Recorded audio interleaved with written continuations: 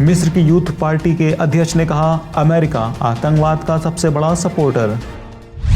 मिस्र की youth party के अध्यक्ष सैयद आदिली ने कहा है कि अमेरिका आतंकवाद और उन विनाशकारी कार्यवाहियों का मूल समर्थक है जिन्होंने सीरिया को निशाना बना रखा है। सीरिया की सरकारी समाचार एजेंसी सना की रिपोर्ट के मुताबिक सैयद आदिली ने काहिरा में कहा कि अमेरिका आतंकवादी गिरोहों का समर्थन करके सीरिया को बांटने के अपने मंसूबों को अमली जामा पहनाने की कोशिश कर रहा है।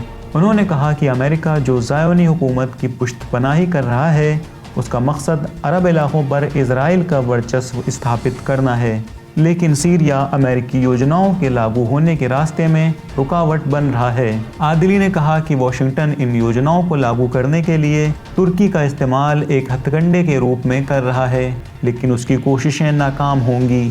जिस तरह से दूसरी सेनाएं व ताकतें सीरिया के खिलाफ अपने टारगेट को हासिल करने में नाकाम रहे।